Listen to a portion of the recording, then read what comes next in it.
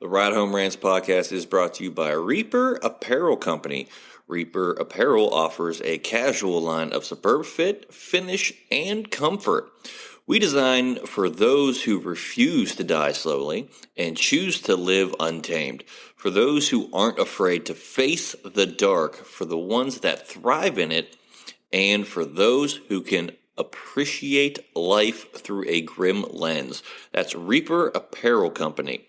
Go to the link in the description of this episode, use the promo code Mike Bono, and get 10% off.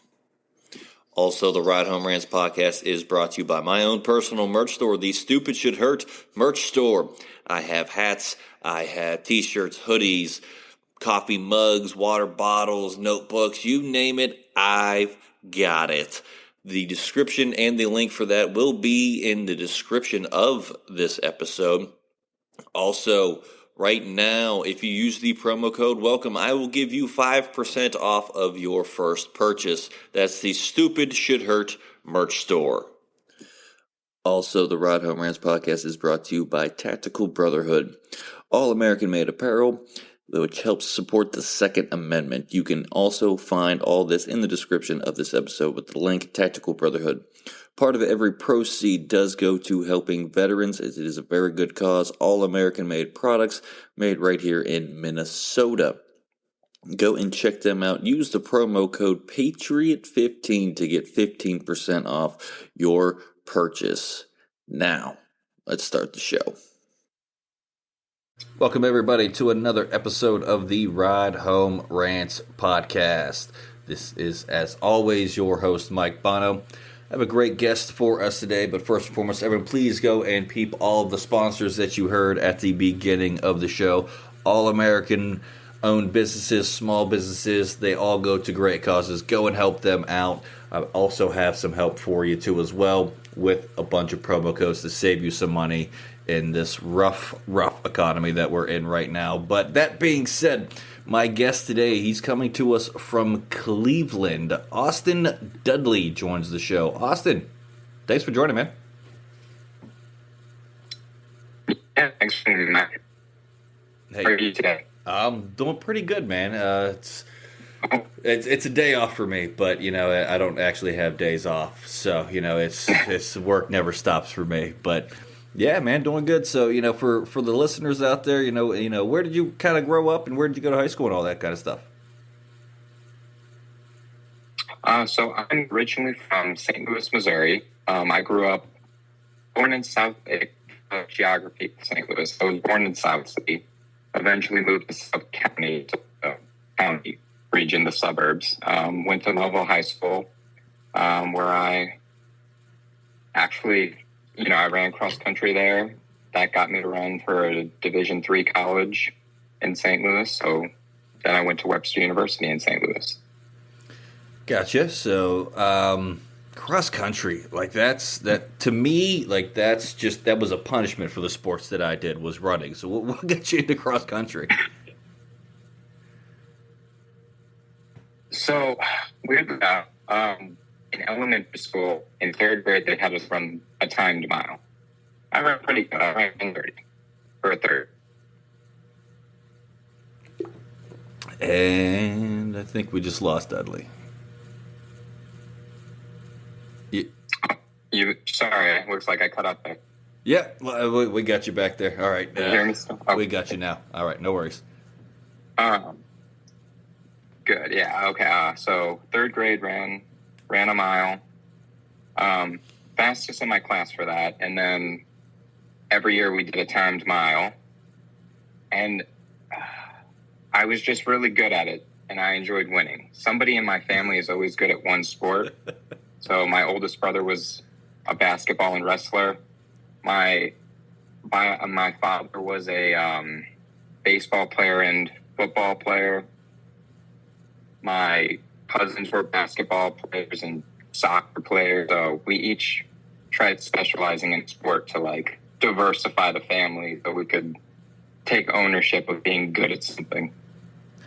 Hey, I get it. But I know I grew up with two sisters. They were both cheerleaders. One was a softball player. One swam briefly with me. And I also played football, so I definitely get that with diversifying and the sports world and being in different sports at different times made it taxing on my parents going in 17 different directions and trying to figure out who they were going to go and watch.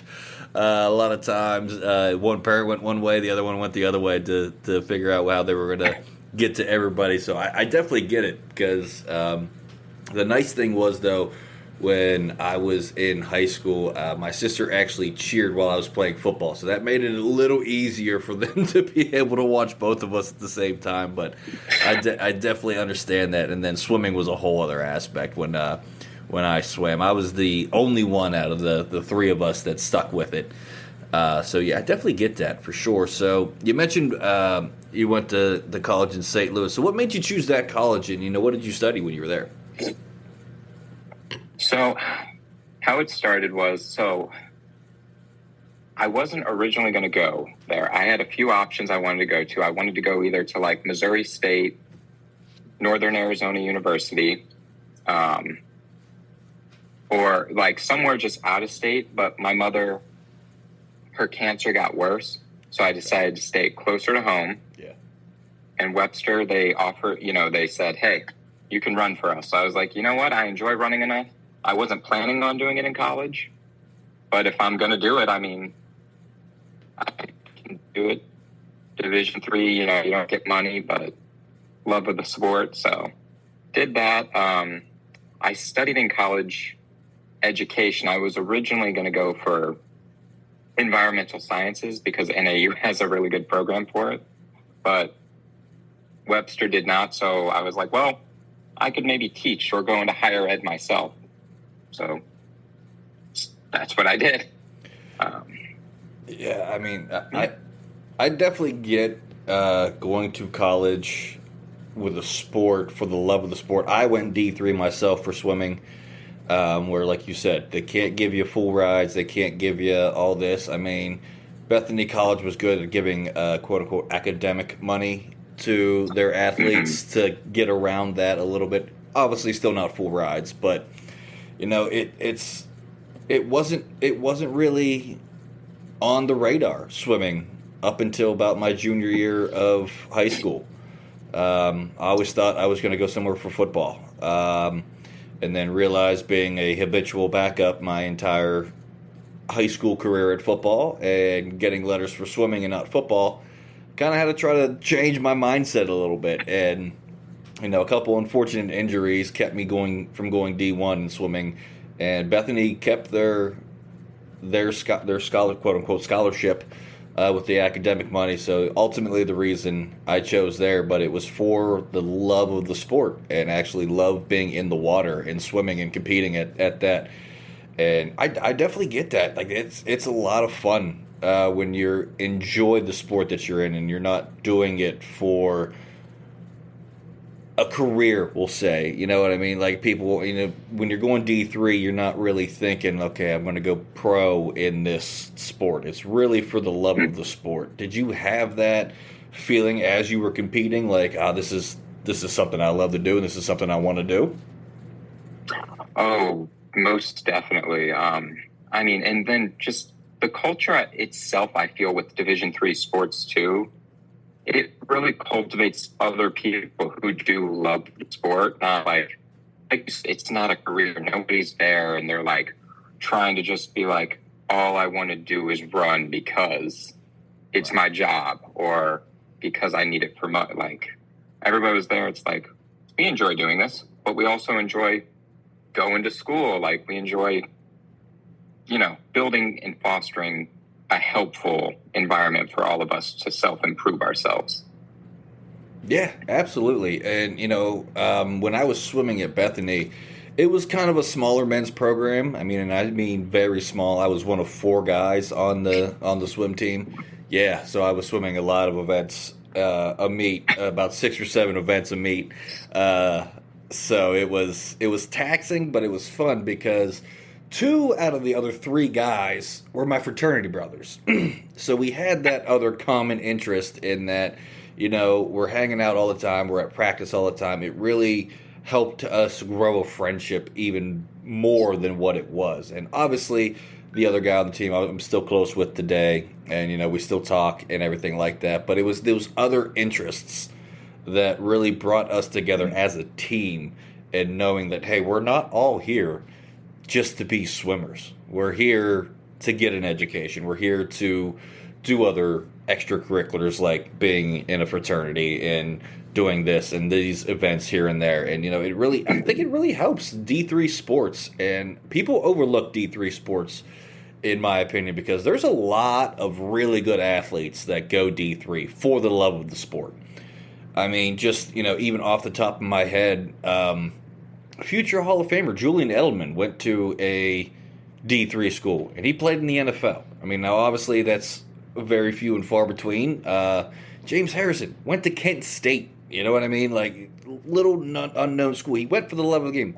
Obviously, we see the career and the Hall of Fame career that he had, but people overlook it, that there's some really good athletes at D3. Did you notice that when you were at there? Like, man, I don't know why they're at D3. Like, why are they not at a higher ranked school? This brings up a good point. A few years ago, for cross country, they changed the regional lines, because if you know anything for Division III cross country, when I was in college, Wisconsin, all of them, every one of them ran. I don't know if you've been to Wisconsin, but they're obviously known for the cold, for being drunk all the time, and for being apparently absurdly fast at racing a 5-mile race. Because I watched a guy run 5 miles in 23 minutes and 40 seconds. Wow. I was like, that's a Division I runner right there. Yeah, absolutely. That's Olympic times right there. Like, that's like, it's like, wow, gosh, my 28 minutes looks like I'm walking comparatively. Yeah, I had that. I thought I was a good freestyle racer when I was at Bethany, and I was swimming 30 seconds and under in my 50 freestyle, which at that time was a pretty good time. The world record was, at like 27, 28, and, so I was right there. And we had guys swimming 29 fives, 28 threes, and it's just like, why are you here? Like, you could be doing so much more. Like, but thank you for being on our team and helping the team out. But wow, man, like, I look like I'm not even moving in the water next to you, and I'm cooking. You know what I mean? Like, and it's just like, I couldn't believe it, just the times that I was seeing. So, I definitely get it, and people definitely sleep on Division III athletes. A lot like, oh, he went D3, wasn't good enough to go D1. Well, that doesn't really mean anything. Maybe it was an academic thing where he couldn't go to a D1 or something, something like, or like something in your situation. You had some family issues, so D3 made more sense than going to a Division I school. But I could sit and talk sports all day, but so what's college is all over. Can you talk to us through like your job and your living journey, post college and post athletics? Well, yes. So obviously I still love running to this day. I coach a few athletes currently, but before we get to that, I have to go right after college. I thought I found the job that like I was going to be in. It was still in the running world. It was a timing company. So I'd be at the races and I would post the results. I'd get these kids' times. Didn't work out in the end. The owner was not the nicest human being. In fact, one time there were only 3 of my coworkers. We were at a meet, getting it all set up because it was our meet. Like, the timing company set up a meet. And we're just in the gator, and he's just yelling at us. He's cussing at us, telling us how bad of workers we are. And we're like, this is cool. This is fun. This is what you want to hear at, 22 years old, right out of college. Right. Getting paid $30K.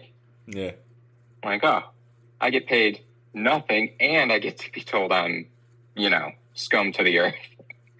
So I quit that. And I was like, all right, time to just start looking for other things. And, I did some, it was hard trying to find, because I would freelance coach here and there for some people, or I was still working at like a running store. And you got to really do your research on what a good running store is, because sometimes there's great, but then, I mean, a lot of the time it's retail. So everybody is a dollar sign when it comes down to the end. 100%. But, you know, a few years later, I get married. My wife, she gets accepted into Case Western Reserve for a PhD. I moved to Cleveland. Didn't have a job. I worked 2 years. I was like looking, couldn't find anything. Worked at a preschool. Don't recommend working at a preschool. Yeah. That was 2 years of pain. I'm sure. And then I got lucky and I found a job in the registrar's office at at Notre Dame College in Ohio. Yeah.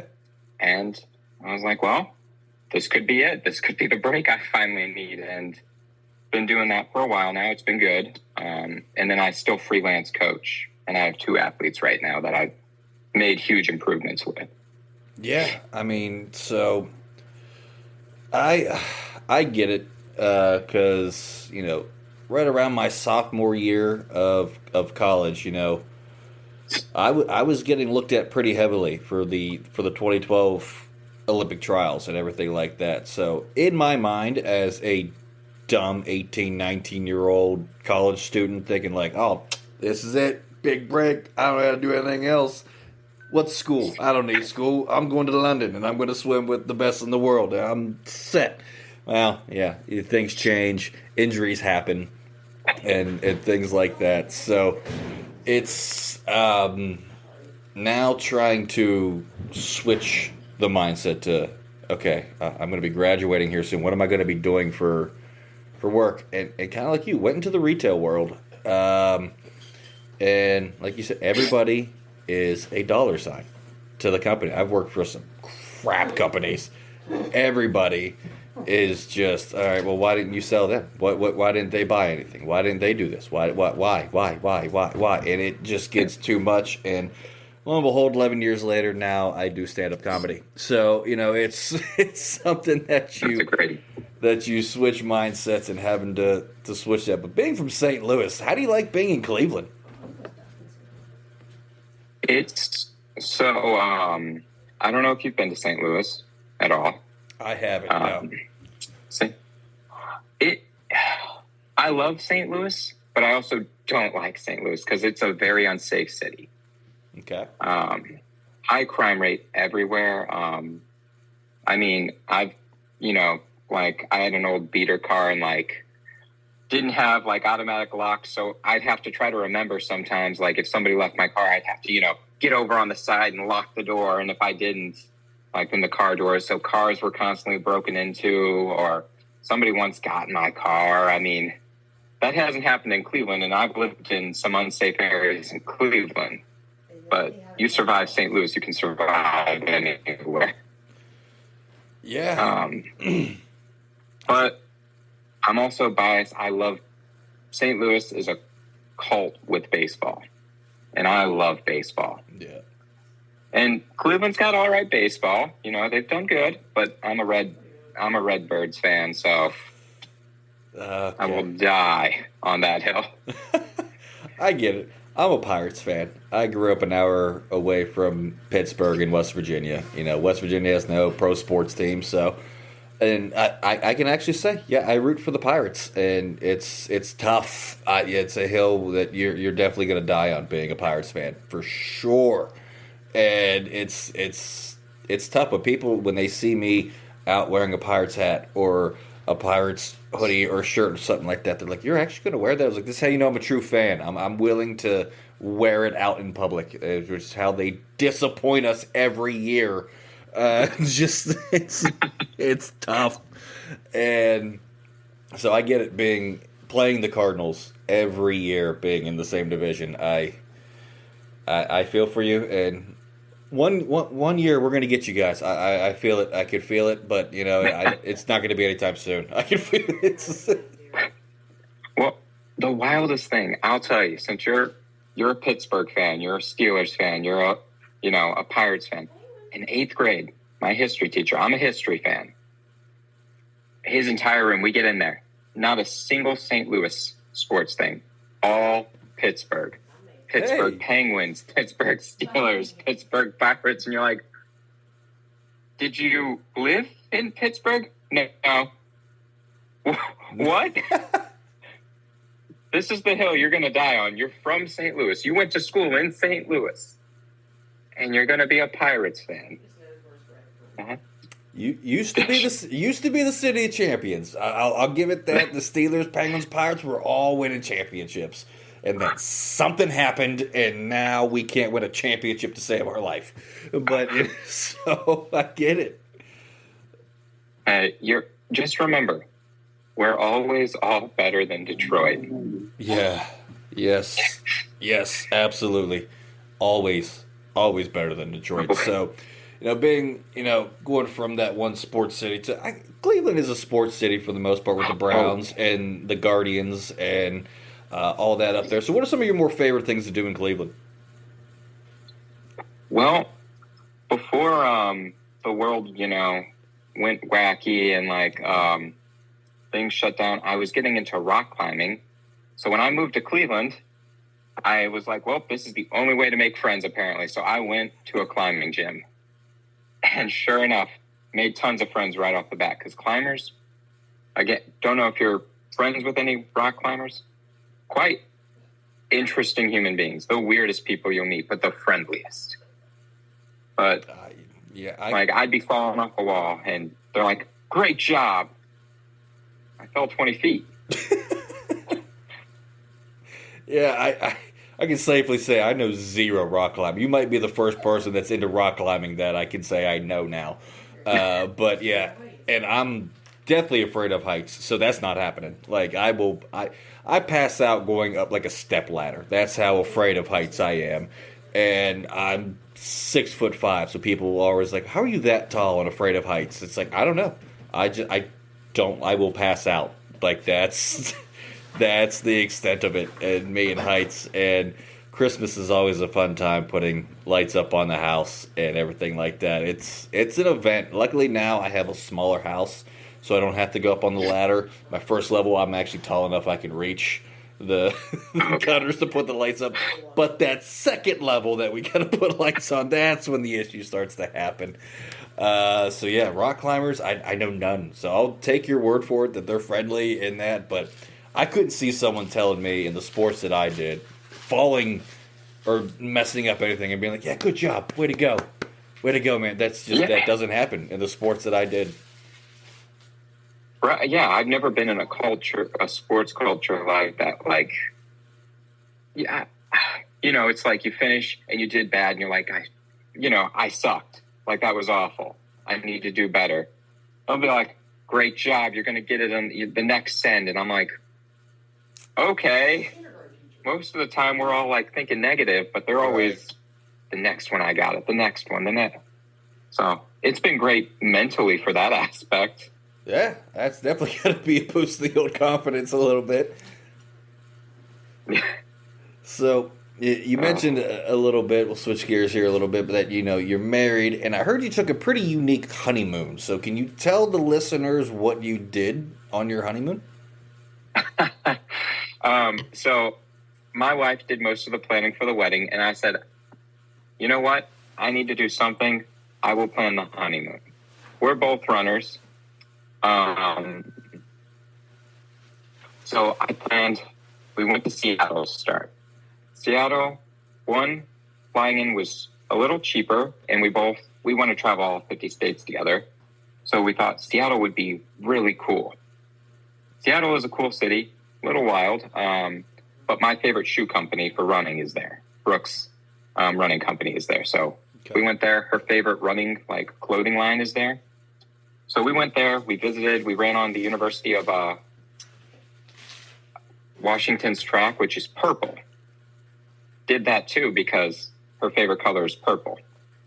So the Huskies made a purple track. Okay. And pro teams train on that track. So we were like, we might see pros. So we did that. We stayed there a few days. The real goal was to get down to Oregon. because every runner knows that Oregon is the running capital. Don't know. It's weird. It's been the running like mecca of the world forever. So we stayed. Well, we went down to Eugene, Tracktown, USA, and this is actually very unique. All the people that live in Eugene basically live on the University of Oregon's campus. Like we stayed at an Airbnb, and it was on the campus, but it was like this family had built a little house in their backyard, but it's on the campus. And I was like, this is strange. There's college kids just walking all around. And yeah, that's a little weird. Yeah. And they don't let you pump your own gas, Oregon. It's very aggravating. Yeah, I mean, I've been to... But, yeah, so... Oh, go ahead, sorry. No, I was saying, no, go ahead. Oh, no, I was just going to say, I mean, but yeah, that's all. I mean, for a runner, it's a very quirky, like, honeymoon of going, because we ran, we went to Nike's headquarters, too, to finish it off and ran on the track they have there and visited, we saw Steve Prefontaine's rock where he tipped over and died. Right after he left, he dropped Frank Shorter off, a U.S. marathoner, Olympic marathoner, and then subsequently died right after doing that. Oh, man. But, yeah. But I would say, going back to the pumping of the gas, I've been to states where, like, they, yell at you for pumping your own gas. Like, I visited New Jersey and just pulled in. It was late at night. I needed gas. I was driving from West Virginia to New Jersey. It's a long drive. And I was just tired. It was like 11:30, 12 o'clock at night. And I just needed to top off before I got to my destination. And I get out of my car, and an attendant literally yelled at me to get back into my car. I thought something was happening, and, like, police were showing up, like there was somebody being robbed, and or something. And I get in, and then he comes up and knocks on my window to roll my window down. I was like, what's going on? He was like, yeah, what do you need? I was like, I just need to get some gas. And he was like, no, we take care of that for you here. I was like, not used to that. I'm from West Virginia. We know how to pump gas. Like, we know what we're doing. And he was just like, no, we're not allowed to let anybody pump their own gas. I was like, that is the weirdest thing I've heard, but all right, I'll stay in the car then, I guess. This looks like a pretty sketchy part of town, I guess, so we'll stay here then. Here, $20. Give me some, just pump it and let me go. But yeah, it threw me for a loop. And then I got told I had an accent, which I don't think I do. But they knew as soon as I opened my mouth. They're like, oh, you're not from here, are you? You're from down south somewhere, aren't you? I was like, down south? I was like, I don't think I have an accent or anything like that. I'm from West Virginia, but yeah, I'm not from Jersey. I wouldn't call that the South, though, but, it's... You meet interesting people when you go out. And, yeah, I can only imagine what Washington is like. I've never been that far west. It's unique. My wife is from Arizona, so we go back to Phoenix a lot. Love Arizona. Okay. I love it. I want to live there one day. I love the heat, too. So, But real quick, you brought up an interesting point. Two things. I don't hear you having an accent, but people say I have an accent. And two, do you think St. Louis is the South? Because people have said, oh, you're from the South. No, I'm from the Midwest. I was just say I would consider St. Louis Midwest. That's definitely the Midwest. Like, people say here in Ohio where I'm at, they're like, oh, you're from the Midwest. I'm like, this is not the Midwest. Like, I would still consider this the East Coast. I'm in the Eastern time zone. How is that Midwest? Like, how does that even become a thing? But people say it all the time. I don't think you have an accent either. Like, people have told me, they're like, oh, well, you definitely have a drawl to your voice. I was like, no, I really don't. I talk like a normal person. I don't have a twang or a drawl or anything like that. I just don't sound like you, so now naturally I have an accent. exactly. And you want to hear an accent, go down to Tennessee, where they all just, for some reason, have an accent. Yeah, I know. That's my wife and I's end goal is Tennessee. We actually have a couple that we're thinking about: Tennessee, Colorado, and Montana. Tennessee's the main go. Oh my God, the main one we want to go to. But Montana, my wife loves the snow. She loves snow, and why not go to basically where it's created, Montana? Like it snows like 9 months out of the year there, so it's on the list. But yeah, the places we at least want to visit, but we're definitely going to end up in one of those states eventually. But I heard an interesting thing about you from the wonderful manager of the podcast, Johnny Falcone. I heard you carry a Gatorade bottle with you everywhere you go, and that you even brought it into a bar one time for a group dinner. Is this true? I got to check his facts sometimes. So, and if so, I need to hear the story. I do. So yes, ever since high school, I've always had a water bottle with me. And it's just become so innate with muscle memory. I swear to God, I walked all the way into that bar with the water bottle. I go, why the hell do I still have this? I was like, well, I'm not walking back to the car.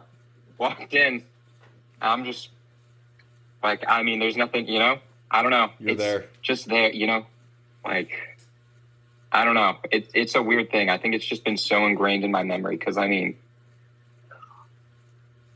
well, you did a water sport, but I'm sure you were still drinking water like crazy. But, yeah. All the sports players, you could always tell they were in a sport because they had water bottles. For no reason, every minute, just drinking water. Like, oh, gotta drink water.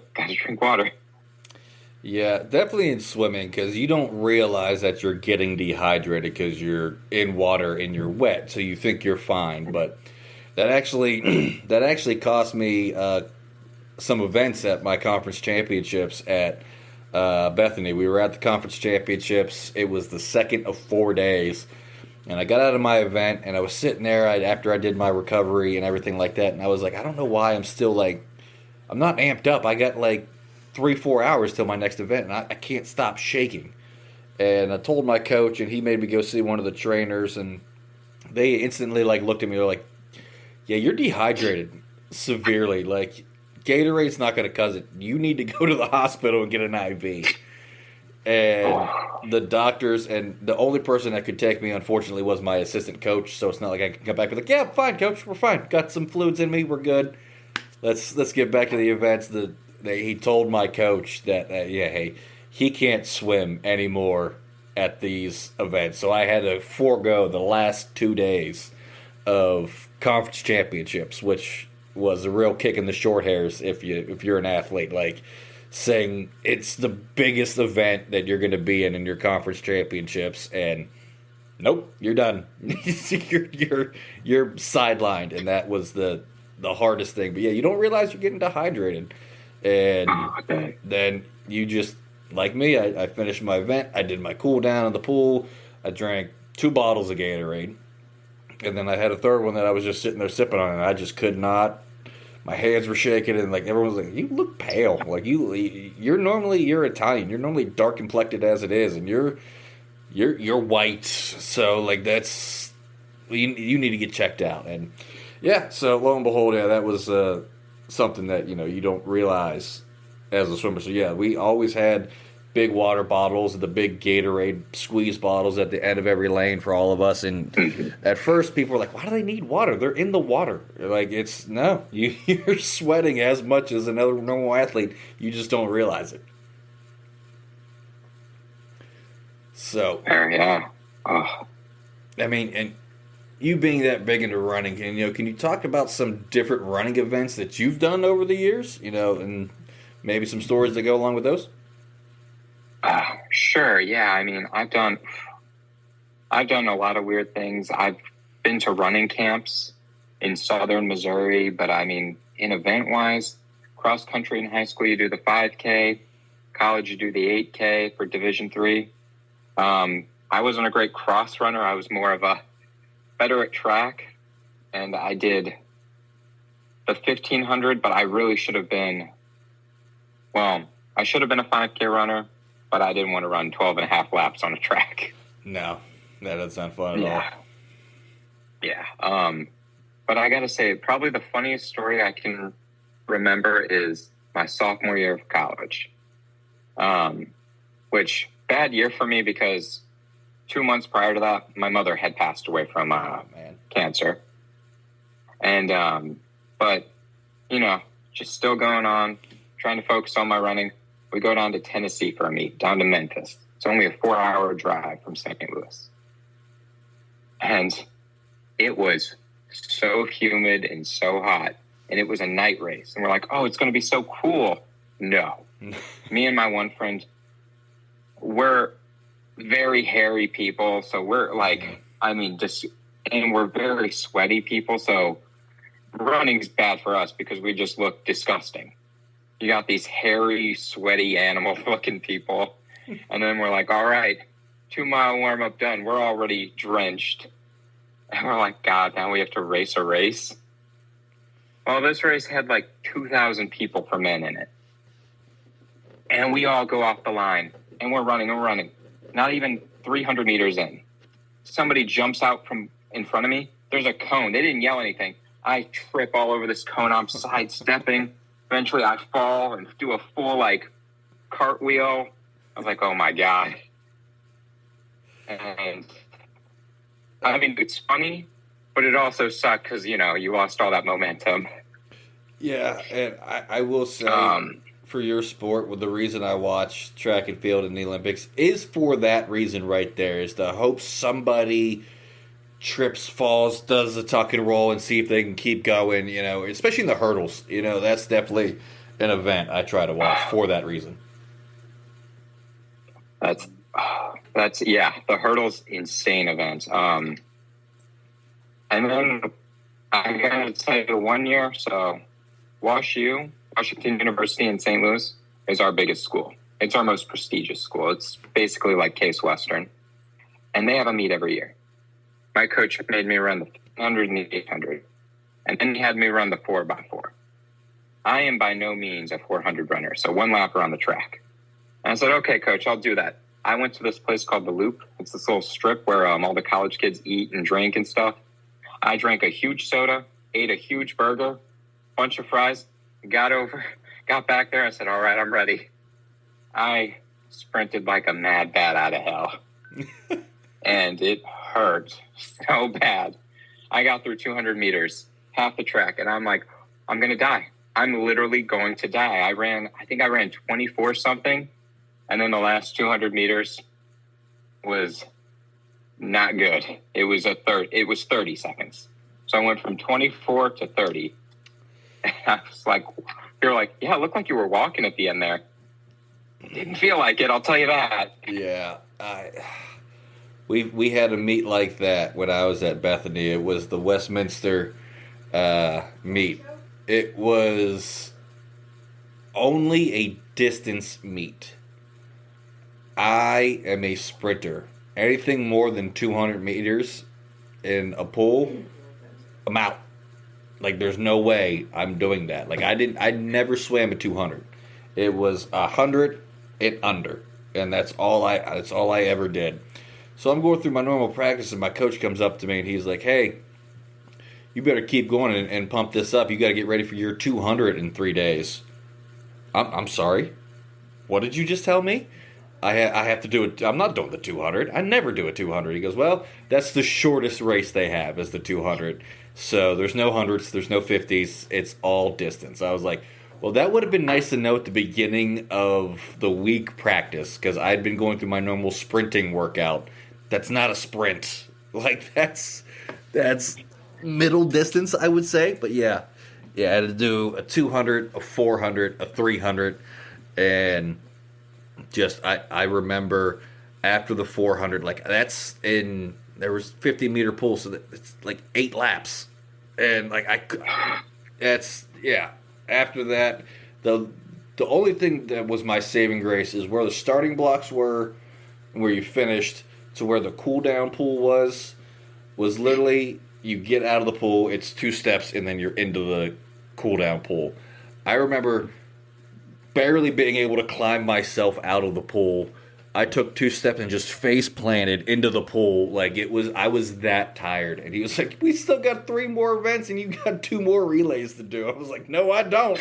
That's not, we're losing this meet, coach. I'm telling you right now, there's no way I'm making times. Like it's not happening. So I get it, being thrown into events that you just don't know and you've never done. And yeah, it's tough. It really is, yeah. Especially for that 200. I started out like I was sprinting my normal 100. And no, I made my 100 times. After that, it was like, is he doggy paddling? What is he doing? Like, he's not moving. Yeah, everyone was still waiting for me. I was the last one finished. They had all caught their breath by the time I finished the event. That's how long it took me. So, yeah, I get that, not knowing those times and how to pace yourself for those events. That you brought up a memory I had from high school. I had a bad track coach in high school, like my senior year, and he forced us to run the 4x8. So everybody runs an 800 meters, so 2 laps around the track. Yeah. I was on this team with the worst runners I had ever been on a team with. All of them 2:45 or slower, which is extremely slow. So I was the anchor leg. And by the time the third person got it, everybody was nearly done. And I look at my coach and said, please don't make me run this. They're almost done. I'll be on the track. I'll look like a joke. I'll get the pity clap. Yeah. Said, nope, you got to run it. I grab the baton. I just go 200 meters in. Everyone's done. And people are just clapping for me like, great job. Keep going. You're a champion. I was like, I'm going to kill myself. Yeah. I'm going to do it. I was like, I should just throw the baton, get DQ'd. Yeah, I felt that because, yeah, you get those pity claps when you still have 3 laps left and everyone's done and you're still going. But, so, found out that, you're a really big fan of podcasts. Can you tell our listeners some of your favorite podcasts that you're into? Well, I enjoy your podcast, obviously. Thank you. I listen to, I've listened to I like a lot of true crime. I like some weird things, some runner-related things. So I've listened to Last Podcast on the Left. I don't know if you've listened to them. Yes. They're pretty good. This one my wife got me into just because the stories are so funny. And when I'm on a long drive, I need to laugh to keep me up. So it's called Normal Gossip. And there's wild people out in this world that reveal some wild things. Yeah. And then, I go back to re-listening to some podcasts by my favorite athlete. His name is Grant Fisher. So he's, been on some podcasts. He started a podcast a while ago, and I just re-listened to some of those episodes to kind of just, listen to things I hadn't thought about in a while or reshift my focus. Yeah, I listen to a bunch. True crime for sure. My wife's gotten me into true crime more than I was. She was a huge true crime fan. A lot of documentaries that happen in the Bono household for sure. But yeah, I never thought I would get into the true crime, but like, she would start it, and I'd be like, all right, go ahead, watch it. I'll do whatever I got to do for comedy or for my day job or whatever. And then I find myself looking up and going, well, who's that guy? What's going on here? Like, what did he do? What's his deal? And now I'm just locked in. So, True Crime Podcast, trying to find one. I'll shamelessly plug his show. I have a buddy who's been on here. His name is David Keck from Tennessee. He's actually started his own True Crime Podcast a couple months ago. But he is the owner of the Surviving Abuse podcast. 2 very good podcasts that you should definitely check out by him. I will shamelessly plug his show here. He didn't ask me to do this. He never asked me to do anything. But I love his show. I've been on his show. He's been on mine. It's they're great to listen to, especially on long drives. They really, really make you think, for sure. Great, yeah. I'd love to listen to him. Thank you. No problem. But, Austin, we are running down near the end of the episode, so I do have to get this last segment in here. If not, the manager of the podcast, Johnny Fitty Falcone, will kill me if I don't, and that is the Fast Fitty 5. 5 random questions from the wonderful manager of the podcast, Johnny Fitty Falcone. And for the new listeners out there, these are kind of rapid fire, but you can elaborate if you need to. And Austin, these have nothing to do with what we've been talking about for the past 40 minutes here. So if you're ready, I'll do my best. Right. I'm nervous now. All right. Question number 1. Is hot chocolate with or without marshmallows better? With marshmallows. Yeah, that's a toss-up. That's an easy one. Question number 2. Which would you rather do? Climb to the top of Mount Everest or sail to the South Pole? I think I already know the answer to this one. Oh, climb Mount Everest. Yeah. Easily. Yeah, what we talked about earlier. That was an easy one. Question number 3. The most enjoyable beer is? I love Guinness. I'm a big Guinness guy. I don't know if anybody could hear it. My wife from the background, she's a big Guinness person herself too as well. She's full Irish, so obviously, yeah, she Guinness is her go-to. So yeah, you gotta cheer from the other Bono in the household here. Question number 4. Would you rather take a week-long vacation in Maine or North Dakota? Well, I just visited North Dakota, so I'll tell you, not North Dakota. Maine it is. I almost killed myself, I'm going to be honest with you. All right.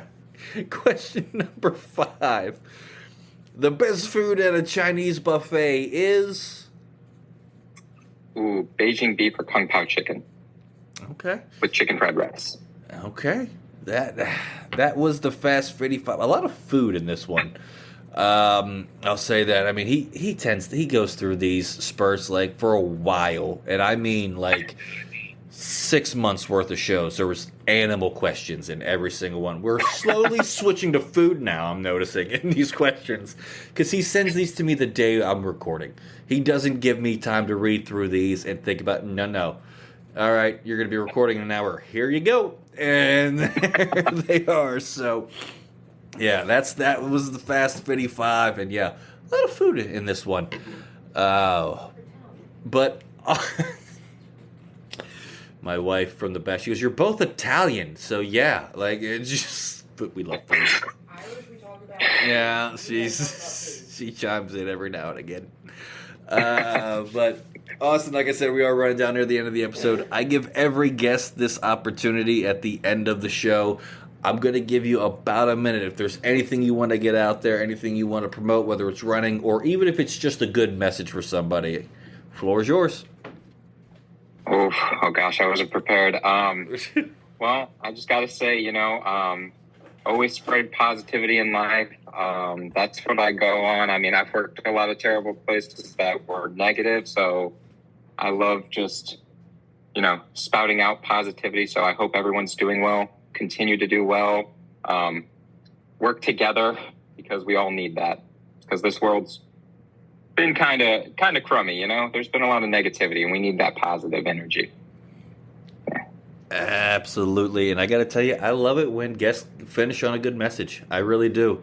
I'm all for helping people promote what they got going on, but when it's just a good message like that, I love it when the show ends that way. But that is going to do it for this week's episode of the Ride Home Rants podcast. Once again, I want to thank my guest, Austin Dudley, for joining the show. This was a lot of fun. Got to know a little bit more about running. I didn't know a lot about it, but, it was fun to catch up and to talk to you and everything like that and what you got going on. As always, if you enjoyed the show, be a friend, tell a friend.